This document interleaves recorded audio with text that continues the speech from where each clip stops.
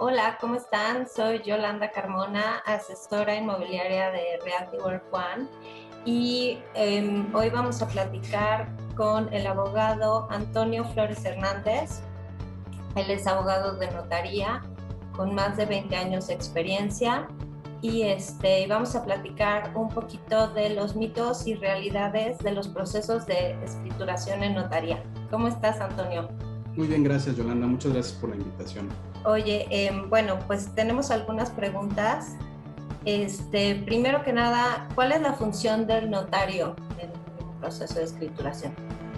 Bueno, mira, el notario es un profesional del derecho que está investido de fe pública, que se encarga de recibir, conservar, plasmar la voluntad de las partes en un documento público para poderle dar la legalidad que requiere al acto jurídico que se celebra entre las partes.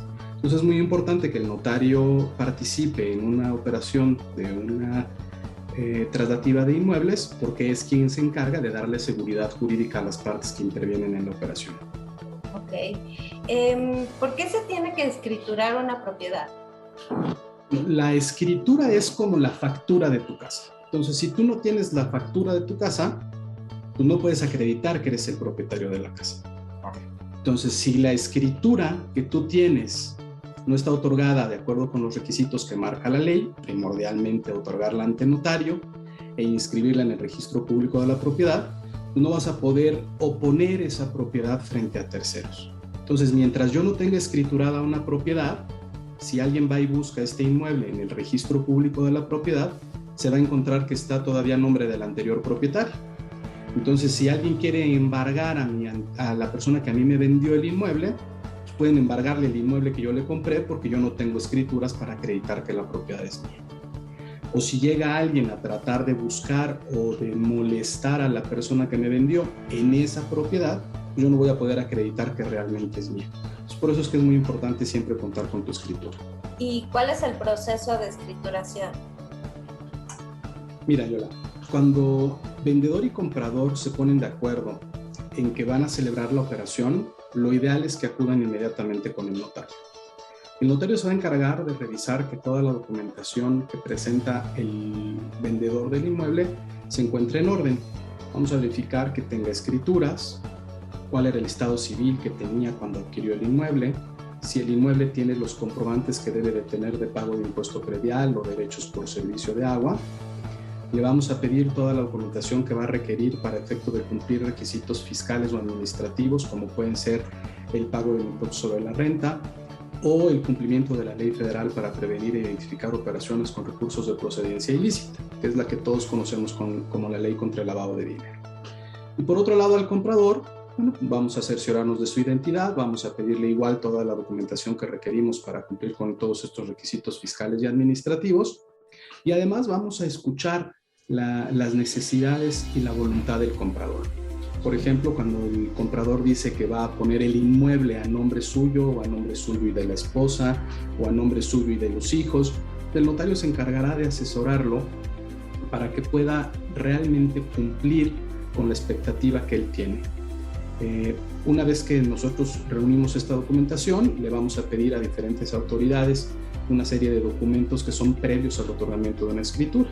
El más importante de ellos, pues el certificado de libertad de gravámenes, porque nos vamos a cerciorar de que el inmueble no tenga ningún embargo, ninguna hipoteca, que quien se ostenta como titular registral, pues es quien puede vender el inmueble. Luego vamos a cerciorarnos de que el inmueble no tenga adeudos de predial o adeudos de derechos por servicio de agua. Esto en la Ciudad de México y en el Estado de México, además de estos dos, predial y agua, también que no tenga adeudos por aportaciones de animales. Y hay otros requisitos administrativos que debemos de cumplir. En todas las operaciones inmobiliarias se requiere un certificado de zonificación o cédula de zonificación en el Estado de México, un avalúo en la Ciudad de México y en el Estado de México una certificación de valor catastral para poder tener un parámetro de comparación entre el precio y el valor que comercialmente pueda tener el inmueble, así como el valor catastral. Una vez que el notario reúne todos estos requisitos, redacta el contrato que los prestatarios del servicio nos han comentado que requieren, y una vez que lo tenemos listo, entonces ante la fe del notario se otorga el acto público. Y el notario se va a encargar de cerciorarse que se pague el precio, que se pacte la forma de entrega del inmueble, y una vez firmada la escritura por las partes, nos vamos a encargar de cumplir con una serie de requisitos posteriores a la firma, como es el pago de los impuestos, la presentación de los avisos que se deban de presentar al SAT o a la unidad de inteligencia financiera, y a enviar la escritura a registro público. Como te decía hace rato, pues es muy importante porque en el momento en que la escritura quede inscrita en el registro público de la propiedad, le estás garantizando a quien adquiere el inmueble esa seguridad jurídica y ese título de propiedad. Ok, buenísimo. Esta pregunta muchos clientes nos la hacen y es, ¿se puede escriturar una propiedad que está hipotecada o que es parte de una herencia? Bueno, son dos supuestos diferentes. Déjame irme primero al de la casa hipotecada. Si tú vas a los contratos de crédito que la mayoría de la gente firma con instituciones financieras, no puedes comprometer la propiedad del inmueble porque se vuelve una causal de vencimiento anticipado del crédito. Entonces, si tú tienes un crédito hipotecario con un banco y pretendes vender el inmueble, estás incumpliendo con tus obligaciones frente al banco y el banco tendría el derecho de exigirte el pago de la totalidad del crédito. Pero eso no quiere decir que no puedas vender el inmueble. Puedes vender el inmueble siempre y cuando, previo a la venta del inmueble o de manera simultánea a la venta del inmueble, le pagues a la institución financiera el saldo deudor que tú tengas en tu crédito hipotecario. Entonces, muchas veces es muy común que nos dicen, oye, quiero vender me están vendiendo una casa, pero está hipotecada. Pues no pasa nada, se puede hacer sin ningún problema. Lo único que necesitamos es que la institución financiera nos diga qué saldo tiene el crédito al momento que se va a otorgar la escritura, y el notario puede, de acuerdo con la ley, incluso hacerse cargo de la liquidación de ese crédito con el dinero que la parte adquirente o parte compradora destina para el pago de ese crédito. Y entonces la institución financiera cancelará la garantía que existía sobre ese inmueble y el inmueble se transmite ya libre de todo gravamen. Y en cuanto a los inmuebles que están en algún tema de herencia, lo único que se requiere es que todas las partes que están involucradas en ese trámite sucesorio estén de acuerdo en llevar a cabo la operación, y mientras hayan aceptado la herencia y continúen o terminen de manera simultánea el tema sucesorio en la notaría, pueden vender el inmueble. Lo que no pueden hacer, que muchas veces también es una confusión que hay, es que creen que la sucesión vende. La sucesión no puede vender. Lo que hacen los herederos o legatarios es que una vez que se adjudican el inmueble, de manera simultánea lo transmiten a un tercero. Pero sí se puede hacer. Sí, esa nos la preguntan muchísimo. Y bueno, ya por último, ¿quién paga los gastos de escrituración y qué incluye este pago? Los gastos de escrituración, por costumbre, los paga quien adquiere. Pero es muy importante también tomar en cuenta esta circunstancia porque el Código Civil, por lo menos el de la Ciudad de México, te dice que los gastos de escrituración deben de correr por cuenta de ambas partes por partes iguales. Pero comúnmente quien paga es quien adquiere el inmueble. ¿Por qué?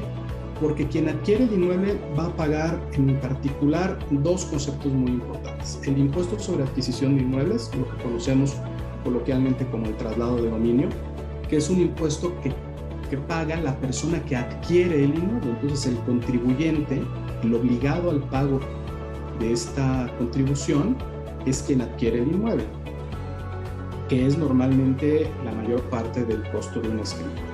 Y los derechos de registro público, que igual se pagan por la prestación que hace el registro público del servicio de inscripción del instrumento. Ahora, además de esto, el notario va a retenerles el costo de los documentos previos que tramita, como te decía yo, el certificado de libertad de gravámenes, el informe de no adeudos de predial, el informe de no adeudos de agua, el costo del avalúo, los derechos por la expedición del certificado de zonificación, y en el Estado de México el informe de no adeudos por aportaciones de mejoras y la certificación de clave y valor registral. Todo esto serán aproximadamente 6/7 partes del costo de una escritura, y la otra 7ª parte serán los honorarios y el IVA que el notario le cobra al prestatario del servicio por el servicio que les está prestando. Y ese es como más o menos se compone el costo de una escritura. Ahora hay que tomar en cuenta que, por ejemplo, en el caso que me planteabas de un inmueble hipotecado, bueno, pues el vendedor, que era el que tenía la deuda con el banco, tendrá que pagar además el costo de su cancelación de hipoteca y el impuesto sobre la renta. Y el comprador pues, pagará el costo de la escritura.